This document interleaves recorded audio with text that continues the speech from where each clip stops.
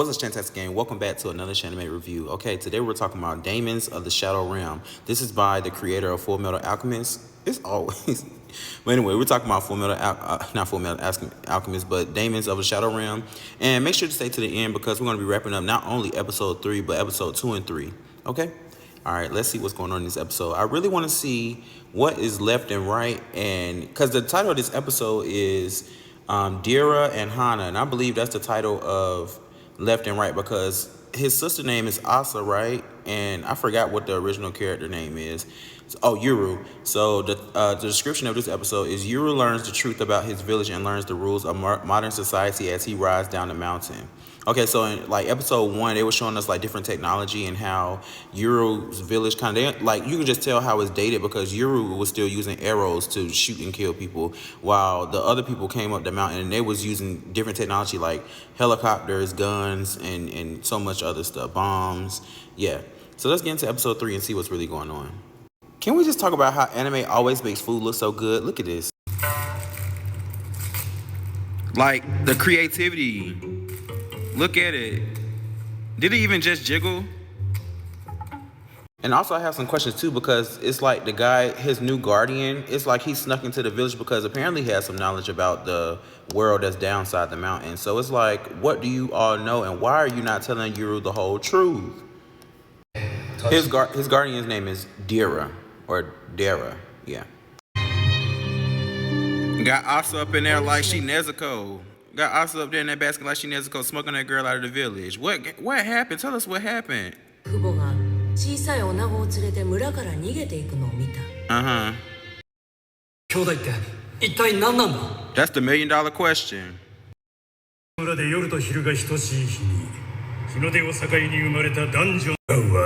The world be torn apart. During slavery?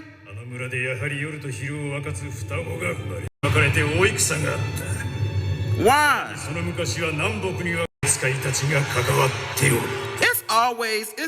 War is literally always caused by a power struggle. Like literally I'm playing Final Fantasy 16 at this moment too, and all of them have like a dominant, and it's like 8 dominants I believe, and like the whole like I guess their world, the villages or whatnot, and they all use the dominance in order to control each other. That's what I'm getting from playing Final Fantasy 16.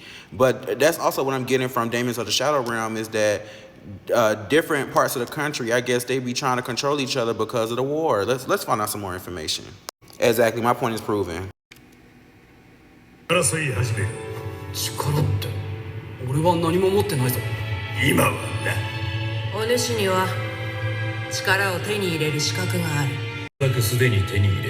Yeah, because she was fucking shit up.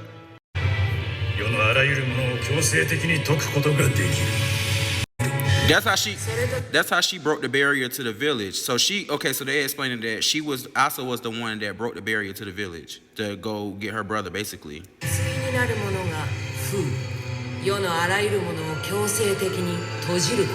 So he's sealed.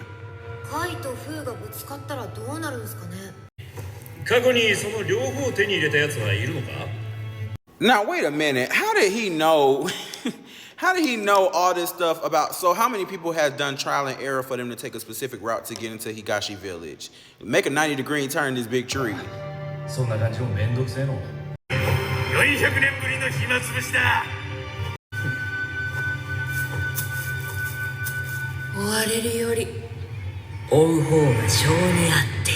Oh my gosh. Complete cinema, literally. I love when they do like zoom ins on the characters when they're being very passionate. This man don't know what a cell phone is.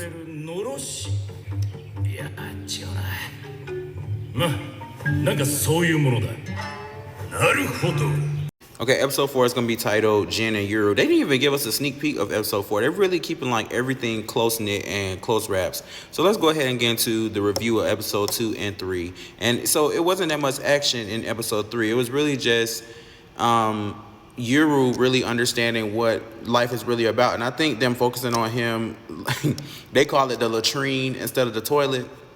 And why didn't Dira and Hana teach him how not to put your hands on the motherfucking knob of the toilet? You know what I'm saying? And I guess flush with your foot. It's so many germs on there. And the fact that he couldn't even pronounce Tokyo, and that left and right was so surprised that it's over 10 million people that live in Tokyo. So yeah, let's go ahead and get into the review of episode 2 and 3. So episode 2 being titled Right and Left, and guided by, the description says, guided by Dira, Yuru flees from his pursuers and awakens the guardian deities of the village. So that's when we first discover Right and Left in episode 2. Yeah. Okay, so I'm confused as usual. I feel like this is very strategic, kind of like Mother Mary. That's the new horror movie that's out now, and the rollout has been only in like 5 select theaters, but it hasn't been like shown in a whole bunch of select theaters by A24. That's what I feel like Daemons of the Shadow Realm is. I feel like they're doing like a slow rollout, slow way to explain everything so it can keep you coming back every week. Although I don't remember Full Metal Alchemist being like that. I remember Full Metal Alchemist being jam-packed from episode 1. Episode 1, they was doing exchanges, okay? So basically, Yuru is like one of the first like smart characters that I've like ever seen, like MCs, like, because most of the time when I think of like MCs, when I think of action animes or animes that's closer to this one, like Full Metal Alchemist, like Naruto, like Bleach, like, well, Ichigo wasn't a dummy. Ichigo was pretty smart.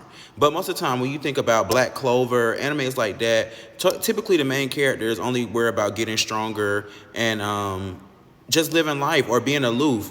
But Yuru is very much smart, calculated. He knows what he wants to do, even from a child age. His mom told him, according to episode 3, told him she hopes that Yuru can take himself, Asa, and his father to the village where she was raised. And they also explained the difference between night and day and break and seal. Asa being break and Yuru being seal.